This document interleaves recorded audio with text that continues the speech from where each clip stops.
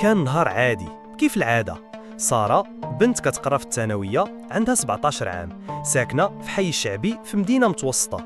بنت ساكتة مهذبة ومزيانة في القراية ديالها، ماشي من النوع اللي كيبان بزاف، ولكن عندها طموح كبير. بغات تولي صحافية معروفة، تدير روبورتاجات على قضايا مهمة وتسمع صوت الناس. واحد نهار كانت جالسة على فراشها، السقف كيبان فيه ضوء الشمس داخلة من الشراجم، والتليفون في ايدها كتقلب في اكسبلور ديال انستغرام. حتى جاها اشعار ريان _official بغا يتبعك. دخلت تشوف شكون، لقاتو شاب باين عليه ستايل، صور في نص المكتبة، لابس نقي، عنده ديك الجاذبية اللي كتشدو، وكلامه في البايو بحال الاحترام قبل الحب، والكلمة الزوينة كتفتح أبواب مغلوقة. سارة بصوتها الداخلي قالت: الله، باين عليه مثقف وولد الناس، شنو جابو يتبعني أنا؟ باغا ما تعطيهش اهتمام كبير، ولكن الفضول خلاها تقبل طلب المتابعة. 5 دقائق ما دازوش حتى وصلها أول ميساج: السلام عليكم، عجبني البايو ديالك بزاف، باين عليك بنت ناضجة وفهمانة، وماشي بحال داكشي اللي كنشوف في هاد التطبيق. سارة حمارت خدودها، كتبات له: وعليكم السلام، شكرا بزاف، غير كلام عادي في البايو، ولكن فرحت أنه وصلك بشي طريقة. ومن داك النهار بدات القصة. كل ليلة كيهضروا، كل نهار كيصيفط لها كلمات تشجعها، يضحكوا، يحكيوا على الحلم، على المستقبل، على العائلة. فمرة قال لها: سارة، واش كتآمن أن شي ناس كيقدروا يتلاقوا في العالم الافتراضي ولكن يتفاهموا حسن من الناس اللي كيعرفوا بعضياتهم لسنين؟ جاوبات وهي مغرومة بالهضرة ديالو: إيه، بصراحة كنحس هادشي معاك، كتبان ليا قريب ليا، كنحس براسي مرتاحة وأنا كنحكي معاك. ريان بدا كيبني في ثقة مزيفة، كيصنع ليها صورة ديال الرجل المثالي، كيعرف يجاوب، كيعرف يسكت في البلاصة اللي خاصو، كيعرف يطبطب على الجرح، وكيقول كلام مزوق بحال: أنا ماشي باغي شي حاجة منك، غير وجودك في حياتي كافيني. ومن بعد شي سيمانة بدات العلاقة كتدخل في مرحلة حساسة. بدا كيبغي يشوف وجهها بلا فيلتر، بلا مكياج، من بعد بدا يطلب فيديوهات صوتية، ومن بعد بشكل غير مباشر بدا كيستعمل العاطفة باش يوصل لحاجة واحدة. قال ليها في ليلة من الليالي: أنا باغيك سارة، وباغي نحس بيك قريبة ليا، واش تقدر تصيفط ليا شي فيديو خاص بلا ما تخاف، غير بيني وبينك، والله ما نخونك. سارة سكتات، ما عرفت شنو تقول، عقلها كيقول لا، ولكن قلبها والعاطفة والضعف ديال السن قالوا لها راهو كيبغيك، كاين الثقة. فصباح داك الغد صيفطات ليه فيديو خاص. الأيام دازت، وسارة وريان ولا عندهم روتين خاص. كل صباح صباح الخير يا زوينة، وكل ليلة نعاس هاني أنا معاك. كانت كتحس براسها مميزة، بحال إلا هي الوحيدة اللي قدر يشوف فيها شي حاجة مختلفة. مرة وهي جالسة في صالون الدار كتقلب في الهاتف، جاها صوت ناعس من أمها: بنتي شوفي، ما تبقيش ديما عاوتاني في التليفون، شوفي دراستك، راه الباك ماشي ساهل. سارة ضحكات بحشمة وقالت: ماما، لير واحد الصديق كان هضروا على الدراسة حتى هو كيعطيني تحفيز. ما كانتش كتعرف أن هذاك التحفيز غادي يولي لعنة. واحد النهار ريان بدا كيتغير، ما بقاش هو هذاك اللي كيصبر، كيضحك وكيحترم الحدود، بدا كيبان عليه الغضب وكيقول كلام فيه لوم. ما بقاتش كتجيني فيديوهات منك، شنو واقع؟ ماشي حتى بغيتك وتهنيتي، ولا غير كنتي كتلعبي بيا؟ سارة تحرجات وحست بشي حاجة كتضغط على قلبها. لا راه ماشي هكا، غير كنحاول نركز شوية وعائلتي دائما حدايا. رد عليها ببرود: أنا غادي نقولها ليك بصراحة، إلا ما عطاتينيش دليل على حبك ما غاديش نثق فيك، وأنا ما عنديش وقت نضيعه مع ناس ما متأكدش منهم. سارة بين البكا وقلة الحيلة بدا عقلها كيقول: ما يمكنش نضيعه، راه بغا يتزوج بيا، راه غير باغي يتأكد، راجل وباغي يطمن. وتحت الضغط وتلخبيط ديال المشاعر من جديد صيفطات فيديو، هاد المرة أكثر خصوصية. ومن داك اللحظة تبدلات القصة. في واحد نهار اثنين مع 7 ديال الصباح وهي خارجة من الدار باش تمشي للثانوية، جاتها رسالة من رقم غريب: سلام سارة، شفت الفيديو راه زوين بزاف، ولكن أنا عندي واحد العرض ليك. صيفط لي فيديو جديد ولا نوري الفيديو القديم لصحابك وناس داركم؟ وقفات في البلاصة ما قدراتش تتحرك، صوتها اختفى، العرق بدا كيخرج من جبينها وكأن الدنيا سدات عليها. رجعات للدار، دخلات لحجرتها وسدات الباب، جلسات على الأرض بلا نفس وبدا البكا ديالها كيوجع. شنو درت في راسي؟ أنا كنت كنتيق فيه، ماشي أنا اللي خاصني نعيش هادشي.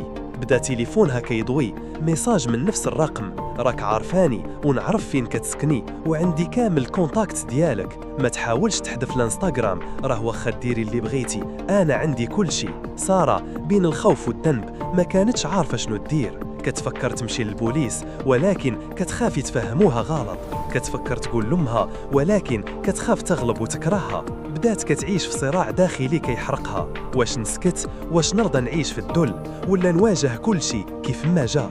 3 أيام دازت، 3 ليالي ما ضاقتش فيهم سارة النعاس، وكل دقيقة كتحس فيها أن الدنيا كتسالي. ما بقاتش كتجاوب على صحاباتها، ما بقاتش كتلبس مزيان، ما بقاتش كتخرج من البيت إلا للضرورة، وحتى في القسم عينيها دائما حمراء، كتكتب شي سطر وتتسرح في الأفكار. كان عندها واحد الخوف مستمر، واش دابا غادي يصيفط الفيديو لشي حد؟ واش غادي يفضحني؟ واش حياتي سالات؟ كل صوت تليفون كيدق كتقشعر ليها البدن، كل مرة كيصيفط لي هذاك المجرم كيزيد كيهدد. ما تبقيش ساكتة، راه عندك مهلة حتى الغدا مع 6، ما جاوبتيش فيديوك غادي يوصل لصحابك نادية وباك. نادية اختها الكبيرة 24 عام، كتقرا في الجامعة وكانت دائما سند ليه، كتضحك معاها وكتهضر معاها في كل شيء.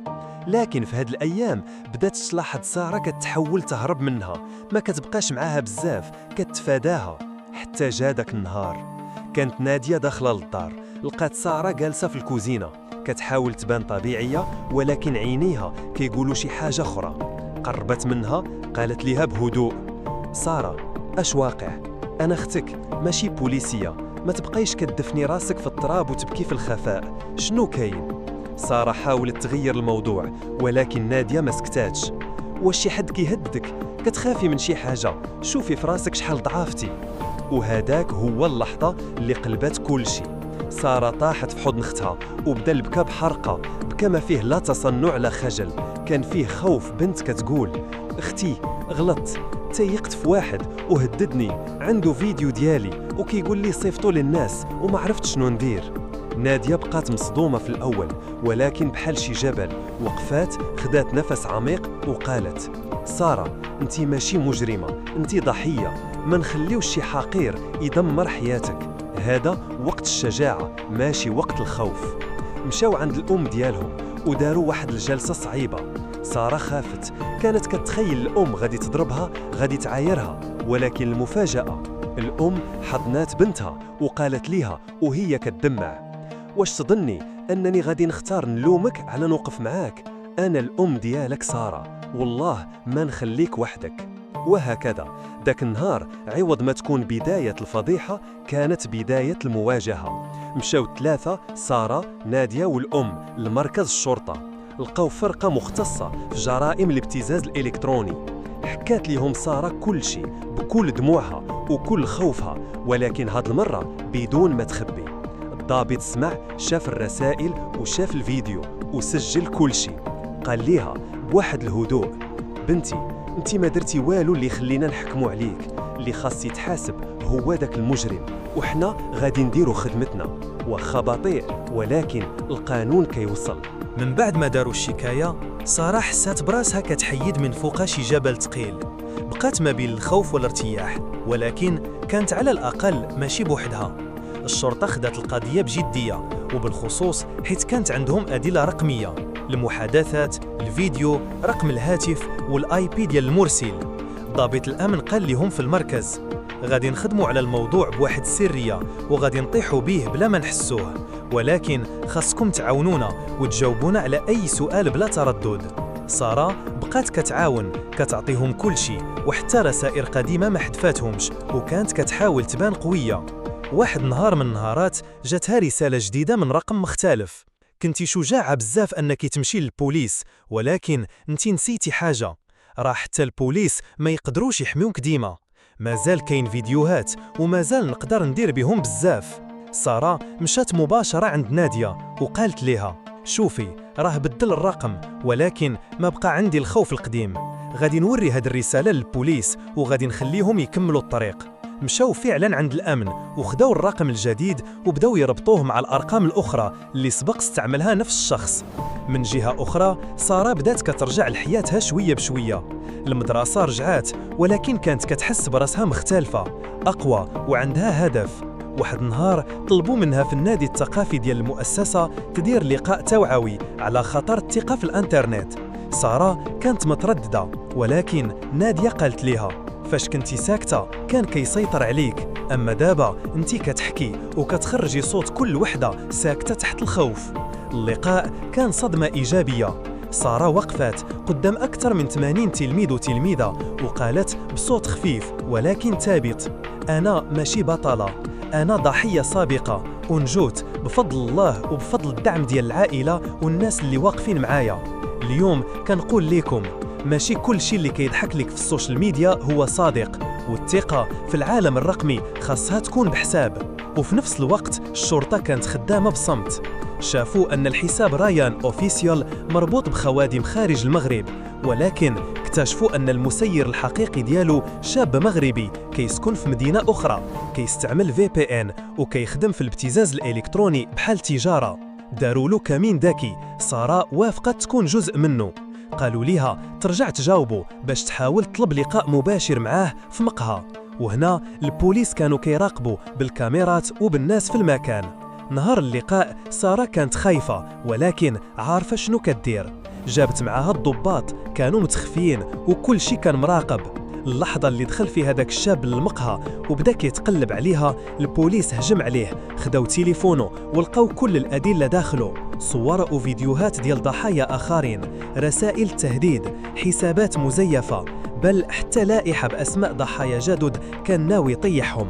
سارة شافت داك المشهد من بعيد، ما فرحاتش ما ضحكاتش ولكن تنفسات أخيراً، بحال اللي كانت غارقة وطلعات تشم شوية هوا. قالت ليه نادية وهما راجعين للدار: ماشي حيت طاح هو كل شي سالة، ولكن على الأقل بديت كنربح الحرب ضد الخوف. بعد شهور من التحقيقات وراء الكواليس كانت سارة كتحس براسها كتعايش مرحلة جديدة.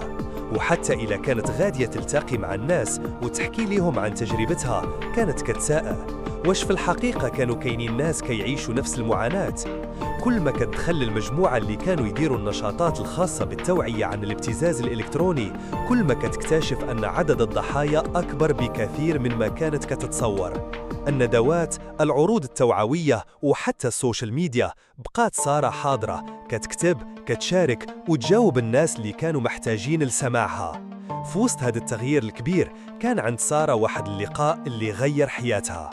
كنت في المدرسة أثناء حفلة نهاية السنة وكان عندهم واحد الفعالية لتتضمن عرض ديال تجارب الناس. سارة كان عندها فرصة باش تقدم تجربتها ولكن المرة هذه كانت مختلفة. قبل الحفل كتعرف على واحد صديقة جديدة في الحفل كانت في نفس وضعها، كتعيش نفس الخوف والذنب وكتخاف من أن الفيديو ديالها يظهر. هواية سارة كانت دائما الكتابة ولكن هذه المرة قررت تكتب رسالة قصيرة إلى كل فتاة، إلى كل شخص تعرض لابتزاز أو تهديد إلكتروني: ماشي أنتم المخطئين ولا يجب أن تختاروا السكوت. اللي كان يتلاعب بمشاعركم هو اللي مخطئ وأنتم أقوى مما تتصورون. الصح هو أن نواجهه، نشاركوا قصصنا ونساعدوا بعضنا البعض. وكانت اللحظة اللي وقفت فيها سارة قدام الكاميرا في وسط جمهور متنوع وقالت بصوتها العميق: أنا ماشي فخورة بالشي اللي صار لي ولكن أنا فخورة بالطريقة اللي تعاملت بيها مع هادشي. حياتنا فيها صعوبات ولكن راه عندنا الحق نعيش بكرامتنا بلا ما نكونوا ضحايا للآخرين. سارة نزلت من على المنصة وكتحس براسها مختلفة، أقوى وحرة. من وراء هاد اللحظة بدات كتجيها رسائل من فتيات وزوجات وأمهات كيشكروها على الشجاعة ديالها. كل واحد كيشكرها على أنها ألهمتهم باش يتكلموا، باش ما يسكتوش، باش يسترجعوا حياتهم.